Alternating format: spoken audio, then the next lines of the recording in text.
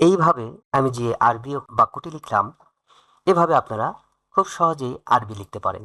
আর আরবি লেখার জন্য ফোনেটিক কিবোর্ডের সহায়তা নিতে পারেন। ফোনেটিক কিবোর্ডে টাইপ করার জন্য আপনাকে প্রথমে আরবি ফোনেটিক কিবোর্ডটি ডাউনলোড করে নিতে হবে। এর জন্য আপনি ব্রাউজারে লিখবেন অ্যারাবিক পিএসও ফোনেটিক কিবোর্ড লিখে সার্চ দেবেন। অ্যারাবিক ফোনেটিক কিবোর্ড লেখার পর আপনাদের সামনে প্রথমে এই যে অপশনটি চলে আসবে, এটা আসার পর এখানে ক্লিক করবেন।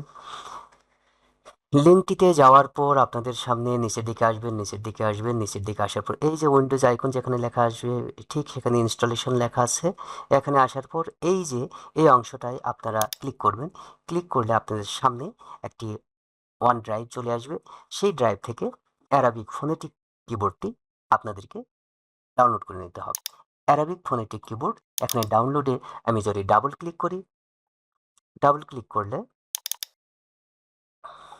কিছুক্ষণের মধ্যে দেখবেন যে এই যে আপনাদের সামনে অ্যারাবিক ফোনেটিক কিবোর্ডটি ডাউনলোড হয়ে গেছে। এটিকে আপনারা ইনস্টল দেবেন। ইনস্টল দিলে ইনস্টল দেওয়ার পরে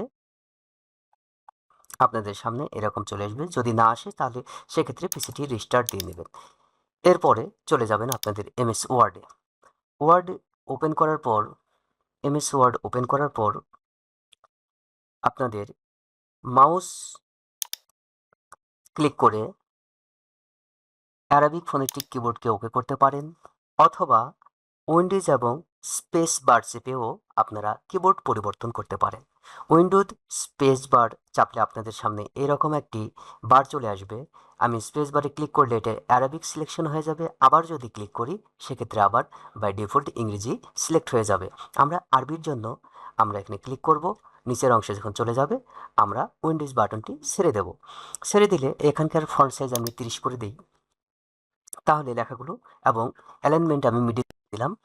এরপরে এতে প্রেস করলে আলিফ, বিতে প্রেস করলে বা, সিতে প্রেস করলে আলিফ বা, টিতে তা এবং এক্সতে সা, এরপরে জেতে বড় জেতে জিম, তারপরে বড় এসে হা, তারপরে বড় কেতে হচ্ছে খা, তারপরে ডিতে ডাল, জেতে জাল, তারপরে র, তারপরে এক্সতে হচ্ছে র হচ্ছে যা, জেতে হচ্ছে যা, এরপরে এসতে শিন, শিন বড়, তারপরে আমরা এখানে সোয়াদে যদি চাপি তাহলে সিতে হচ্ছে সোয়াদ, টিতে হচ্ছে দোয়াদ, টিতে বড় টিতে হচ্ছে ত, বড়টি বলতে শিপ টিতে হচ্ছে ত, এবং জেডতে হচ্ছে জ, আইন ইতে হচ্ছে আইন, এবং জিতে হচ্ছে বড় জিতে হচ্ছে ওয়াইন, এফতে হচ্ছে ফা, কেতে হচ্ছে কাফ, প্রথমে হচ্ছে ফা, কফ, কিউতে হচ্ছে কফ, এবং আবারও বলছি কিউতে হচ্ছে কফ, এলতে হচ্ছে কেতে হচ্ছে কাফ, তারপরে লাম, এমতে মিম, এনতে নুন, তারপরে এইচতে হচ্ছে হা, এবং জিতে হচ্ছে হামজা, এবং ওয়াইতে হচ্ছে নুক্তাওয়ালা ওয়া, এবং ইয়া এবং বড় ইয়েতে যদি দেই সেক্ষেত্রে নুক্তা ছাড়া ওয়াই। এইভাবে আপনারা কিন্তু অ্যারাবিক ফন্টগুলোকে টাইপ করতে পারেন। অ্যারাবিক ফন্ট টাইপ করার ক্ষেত্রে আমি একটি শিট তৈরি করে রেখেছি। এই শিট থেকে আপনারা হেল্প নিতে পারেন। এই যে এই শিট থেকে আপনারা হেল্প নিতে পারেন। এই শিটটি আমি ডাউনলোড লিঙ্কে দিয়ে দেব, সেখান থেকে আপনারা সংগ্রহ করে নেবেন। আলিফ বা তাসা থেকে 29টি হরফ। এরপরে হরকতের পরিচয়। হরকত ইংরেজিতে ইউ, অর্থাৎ আমরা বাবু যদি লিখি বয়াকারে বা বয়রস্য করে বু, তাহলে এখানে কি লেখা আছে? আই, এতে হচ্ছে আকারের সরি ছোট হরকত, অর্থাৎ জবর, জের এবং পেশ। জবরের জন্য ইউ পেশ ইউ, যেমন বি ইউ, বি ইউ, তাহলে বয়াকার, বয়াকার অর্থাৎ বাব।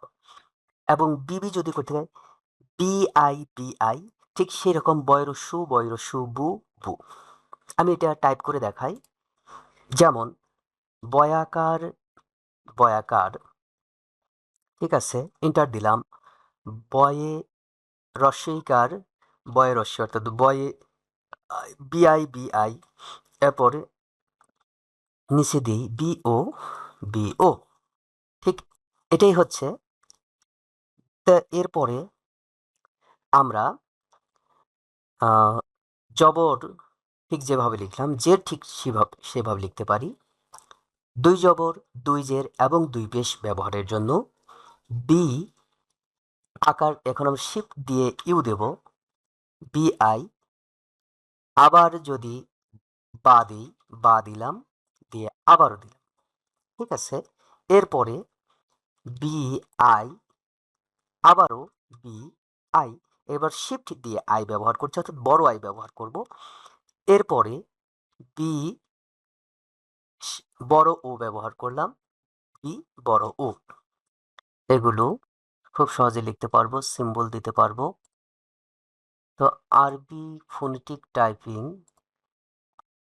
আরবির যে ফোনেটিক টাইপিং, এই ফোনেটিক টাইপিং এর জন্য আপনাদের এই অংশটি মনোযোগের সাথে রপ্ত করতে হবে।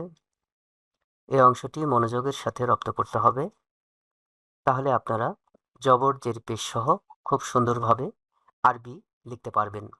তো ধন্যবাদ সবাইকে। পরবর্তীতে আরবি টাইপিংয়ের আরও বিশেষ কিছু টেকনিক নিয়ে আপনাদের সামনে আবারও হাজির হব। ততদিন সুস্থ সুন্দর থাকুন। আল্লাহ হাফিজ।